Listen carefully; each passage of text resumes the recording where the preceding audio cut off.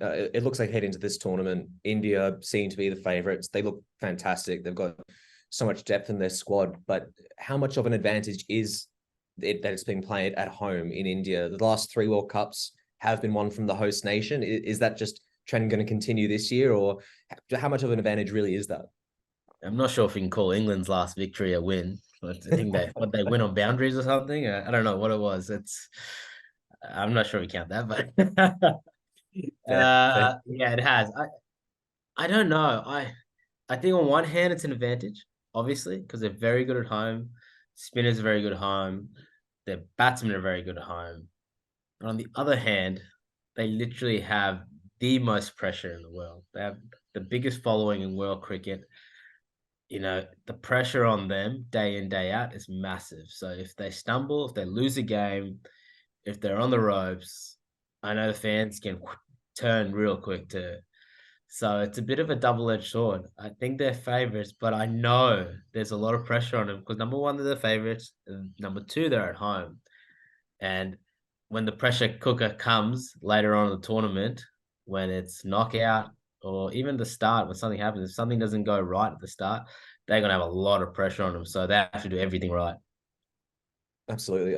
You've played so much cricket against this Indian side, which is packed with like characters in Virat Kohli and Ravichandran Ashwin. What's it like playing against this Indian team? Because they seem like a bunch of people who like can get under your skin when you're out in the middle in test matches and one day cricket. What's it like playing coming up against them? I mean, I think the world game has changed ever since T20's IPL changed everything. You were always country versus country. You didn't really know who the opposition players were. Once the IPL came, there was no secrets. You were all playing together. You were playing against each other. You were in the same tournaments. You were sharing dressing rooms. I think a lot of things changed back then, and the way Indians played their cricket, I reckon, changed too. When I watched them as a kid, they always seemed very placid, and that's what the culture is. I grew up in the same culture. I grew up with my parents, subcontinent culture. It's a very respectful culture, and I think at a lot of stages it can be, at times when I'm watching in the 90s, 2000s, that was the way they played, but the younger generation plays it differently. They play the game still respectfully, but they're not afraid to back down from a fight. And I think particularly when Virat Kohli was captain, he brought that in. He plays the game beautifully now. I think I enjoy watching him play more than ever now because he still plays it hard, but he also has a joke on the field. Like even when we play against him, I love the fact that he can mix playing the game with hard and having a joke. He's calmed down a little bit. Maybe it's having a child or starting a new family, but this is probably my most enjoyable Virat Kohli in my opinion because he's still a gun and he's doing,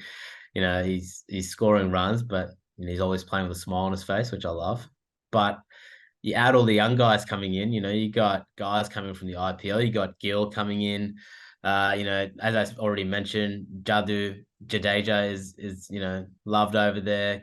Dhoni's not there anymore, but they got IPL players coming left, right, and center, one day players coming left, right, and center who really take on the game and really have adapted to the new way of playing. And I think this Indian side, and because of the IPL, have taken them to a new superstar status. So I think everyone loves watching them play. Everyone loves playing against him, but also everyone loves beating him too. So it's a good combination. Obviously, making predictions is fraught with danger, but who do you expect to see in those semi-finals in this tournament? And I guess, are there any kind of bolters who you see slotting to that top four who may not necessarily be deemed favourites? Who do you see getting to those knockouts?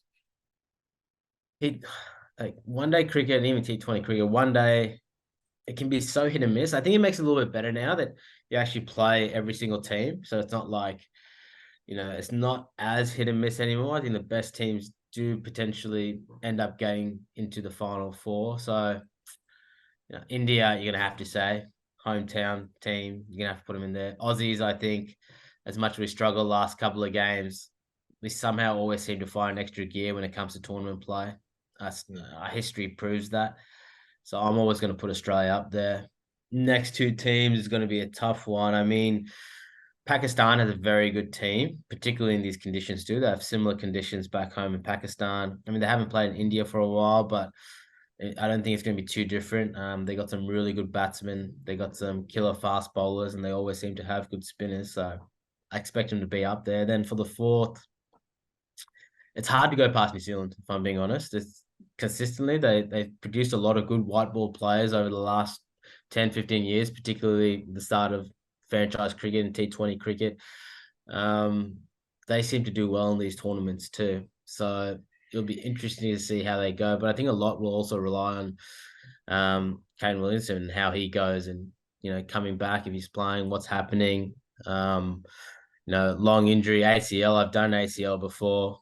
It's always a case of not so much your body feeling right, but does your mind feel right? Are you confident in going out there and performing all your acts? Anyone who's done an ACL will tell you the same thing. So it'll be interesting to see how he goes with that.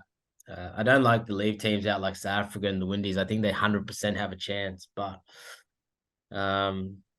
yeah, it's fraught with danger, as you said. Hit and miss World Cups, but that's what if I was a betting man, which I'm not, that's what I'd go with.